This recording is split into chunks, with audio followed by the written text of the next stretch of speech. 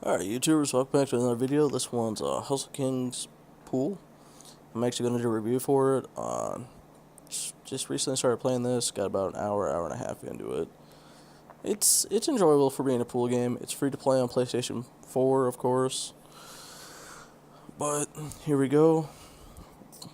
Like, the controls are easy. Very simplistic. You can line up here, you choose when to hit the ball, go for accuracy, power, all that good stuff. And then your opponents are completely randomized. You play this one, it's just a 1v1 for credits. Then you can move up to a tournament. And there's another tier above that. And then you move out of rookie up to amateur, all that good stuff.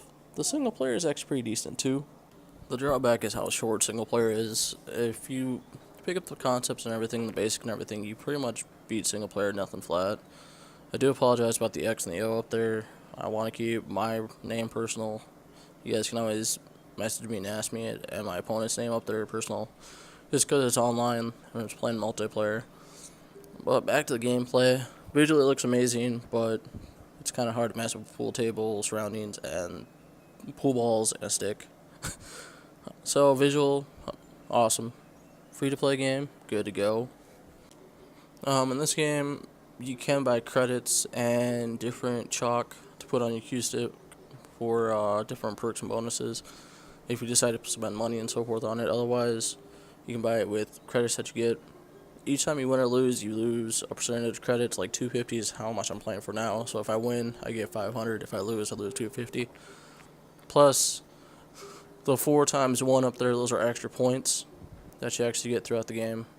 And my opponent's actually doing pretty well. He's the one that's shooting right now. You're unfortunately not able to see it, but he is the one that is shooting. He's going pretty good. It shows your percentage of everything, your hit power, stuff like that.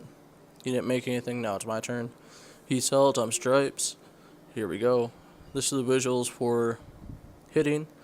You have your green target, which is cue ball, and then wherever it hits is yellow, and that's predicted scenario where it's going to go. It increases percentage based off how you hit it, of how likely it's going to go in, stuff like that.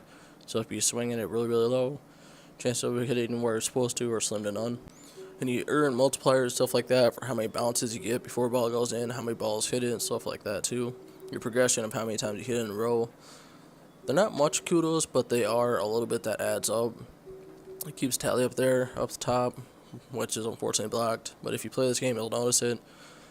And that way, whenever you win, you get your credits, plus a little extra for how well you shoot. So for like this, and then you can actually get the angles going. I think in a couple of these shots you'll actually see like an angle here. I barely tapped the one I was aiming at. Slide right in there. Bam. Perfect. 3 times 1. Look at me, I'm on fire. Then we go again. Different angles. It gives you a designated ball to hit that's close in your area. You don't have to aim for it, but it's kind of nice.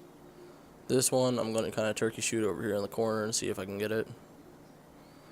Trying to get the exact adjustment on the angles kind of tricky, as well as when to hit the ball. Because if you don't hit just right, you're kind of in trouble. That one, I was aiming for both of them, just couldn't quite get enough power on it. But I'll sink it this time.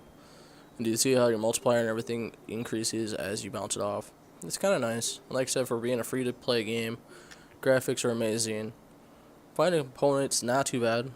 I mean, this guy took me about 30 seconds of going into a room and finding it.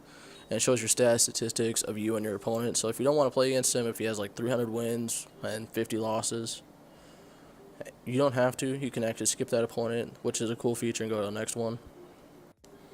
Gameplay. I've been talking about the gameplay quite a bit. Each game will only last about 6 minutes or so, if you're lucky. It depends on how well you're hitting, how well your opponent's hitting.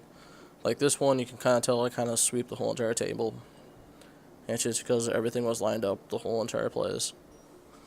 Replayability, pretty fun so far from what I can tell.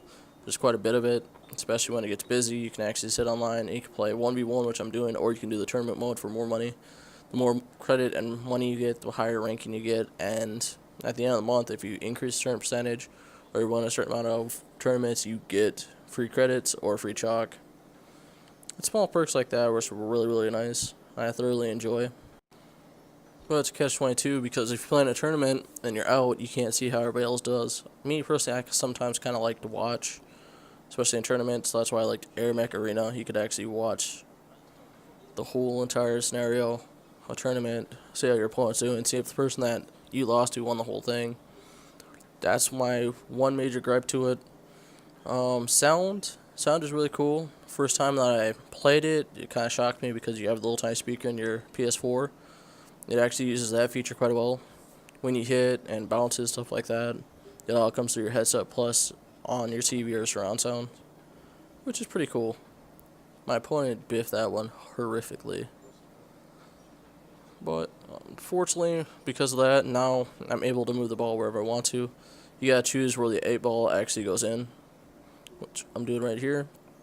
My overall rating for this one is a 4 out of 5. I thoroughly enjoy it for being a free-to-play game.